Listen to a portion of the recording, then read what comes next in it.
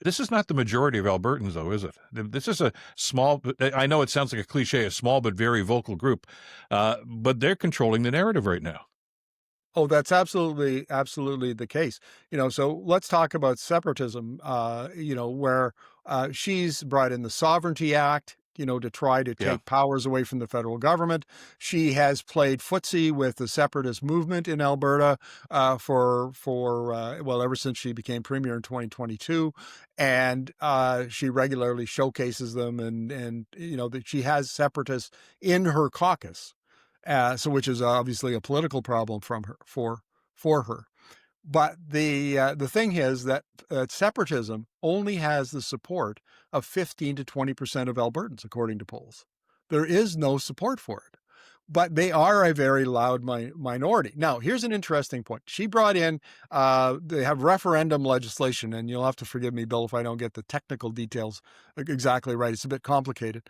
But there's a process for uh, uh, getting signatures on a Mhm. petition that could then put a question on a referendum during an election or anytime the government decides. And so Premier Smith brought in changes to that act to make it easier. She lowered the threshold. She lowered the threshold. But what she didn't count on was Thomas Lukaszuk, who was the deputy premier under PC Premier Alison Redford, and who now has been very quietly off the grid for a long time. And he came back and he said, you know what? That legislation hasn't been enacted yet. It hasn't been proclaimed and isn't law.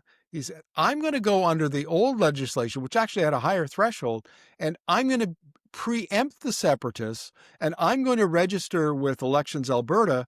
And a better question, his question is very simple. Should Alberta remain as a province of Canada or remain as a part of Canada? Very clear. Whereas the separatists were talking about making it all fuzzy and confusing and so on. So what he did, he needed, 293,000 signatures. He started the Forever Canadian movement, and in 3 months, they got almost 500,000 signatures.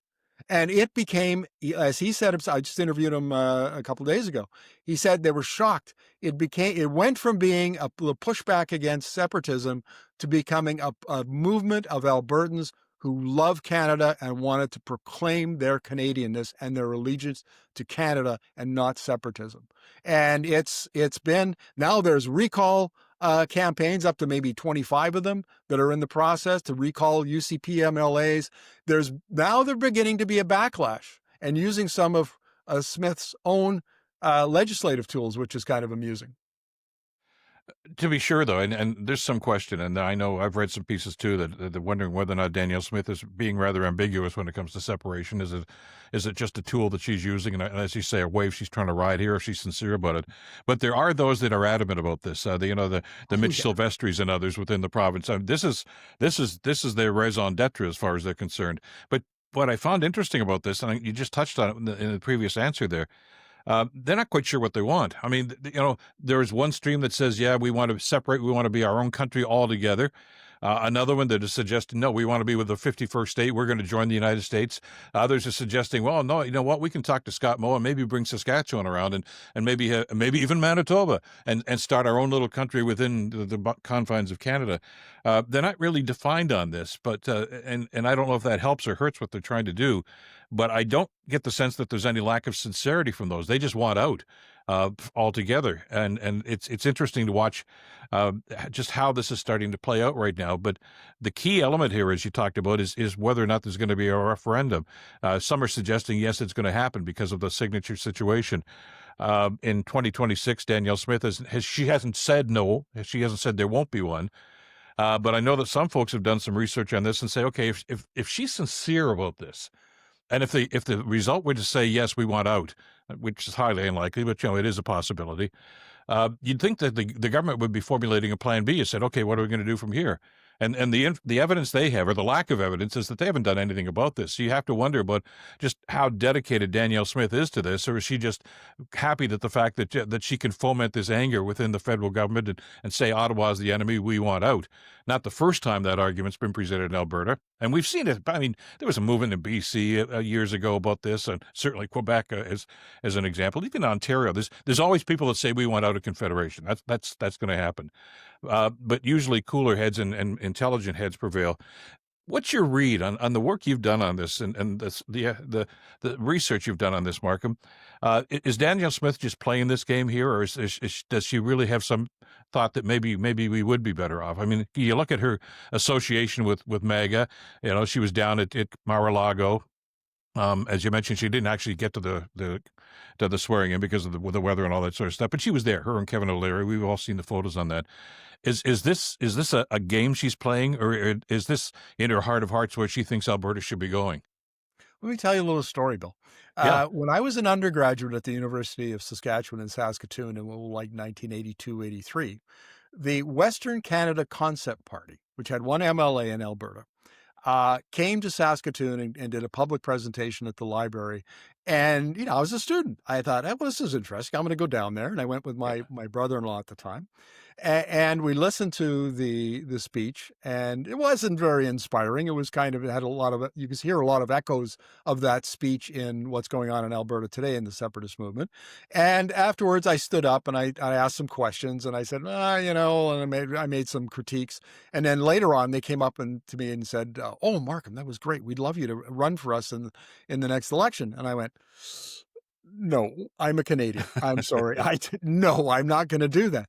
But I'll tell you, Bill, the separatist movement has not progressed from 40 years ago with the Western Canada Concept Party. It's still a bunch of folks who are not very charismatic and not very organized and can't explain their position very well and really appeal to a small percentage of the Alberta electorate, and is particularly not popular in the bigger centers like Calgary and Edmonton, which for the most part, I would argue, would control the political culture and the politics in the province. So as a something to take serious, no, I would say it's not. On the other hand, think back to the beginning of our conversation here. You were talking about my essay and this broader concept of authoritarian libertarianism, where you have to have enemies, where you have to have grievance-fueled politics all the time.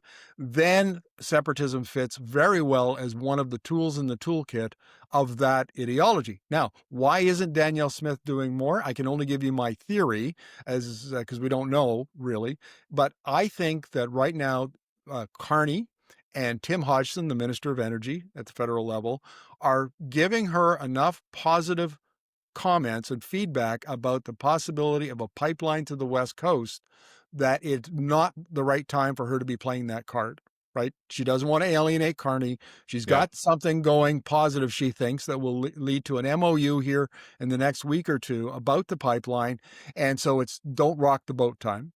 And I think that she's going to keep the separatist thing, as well as others, in her back pocket, and wait to see what happens next spring when she brings forward her proposal. Alberta government will be the proponent for a pipeline, and how that's received. So I think that's why she's keeping her powder dry at the moment.